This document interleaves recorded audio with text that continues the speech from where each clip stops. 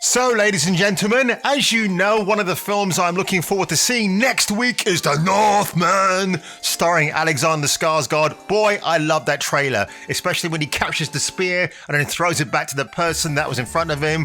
That is just fantastic. I love that moment. Cannot wait to see this film. Alexander Skarsgård has long been one of my favorite actors. Like everything I've seen him in, he's been terrific.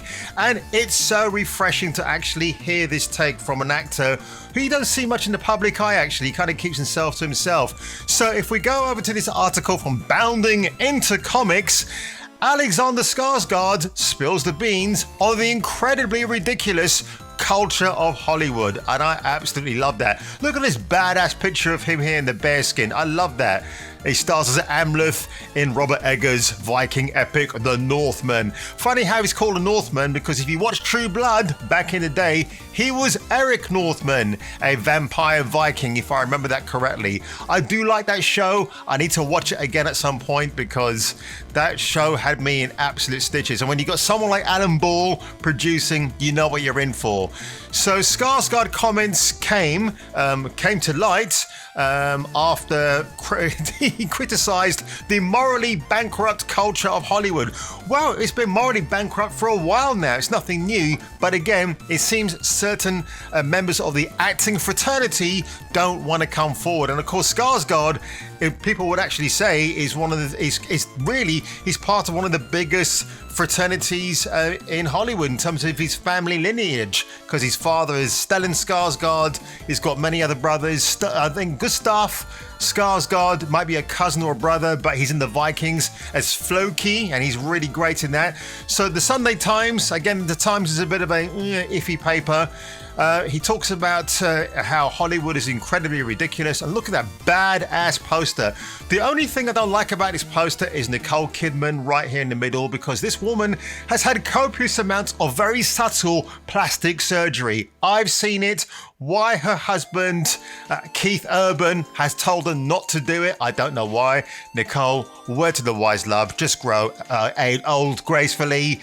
Don't try to cheat yourself or cheat us that you're still eternally youthful. You ain't. You can't pull it off forever. Good actress, but honestly, if she just let go of that and just embrace being old, getting older, she would love it. She really would.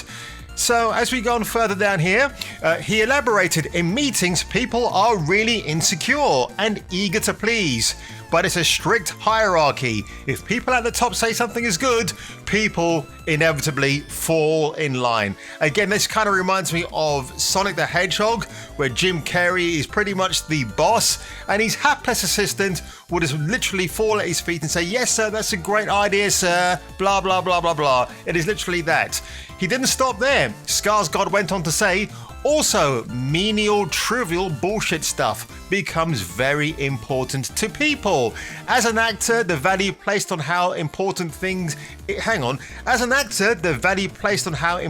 something is can become laughable to me. I wonder what he's actually hinting at there, because it's a bit of a subtle hint, but he probably means ideology, the wokeisms, because they take that and they turn it into, they go from a molehill into a massive mountain. So I know what he's talking about, but he's being very clever by not stipulating it right here in this article. Skarsgård will also comment on his own wealth, saying, "I live an incredibly privileged life. I don't really have to work. I've made enough. I could retire," which is extraordinary. And of course he can. And I mean, is Skarsgård an A-list actor? He's almost, I'll call him between A and B list, if I have to be honest, but he's a credible actor. He's got talent and he's been around for years. He's in Generation Kill, which I've got at home to watch. I'm looking forward to seeing that at some point. But I don't feel, now Skarsgård says, but I don't feel the need to broadcast that with expensive clothes or cars. That radiates insecurity. When you see somebody with a $1 million watch, that's peacocking. He's absolutely right. It can feel like they're overcompensating. I used to be a peacock a few years ago. I used to buy quite a lot of luxury watches, all pre-owned, but then I sold them off and I just resold them basically, because the actual maintenance and care of the watch over a period of years it could actually exceed the value of the watch later on, so it's not worth having it. Now, I'm just happy to have a Seiko from Japan. I'm happy with that. I'm fine. I've got no problem whatsoever. And it's nice and refreshing to actually hear Skarsgård talking this way. It makes me want to see, I cannot wait to actually see the Northman. Apparently it's got shades of Hamlet in it, which is great by me, I don't mind. What a badass poster, look at that, man, I cannot wait. And as I mentioned a couple of days ago, I did watch The Lighthouse with Robert Pattinson and Willem Dafoe, and I thought that was a terrific film. Robert Eggers is just awesome. And I'm definitely gonna see this film more than once. Actually, it's definitely got that gravitas I'm looking forward to. In fact, if you saw my little B-roll clip, it's they're likening it to Gladiator, which is great, and I think I will be entertained.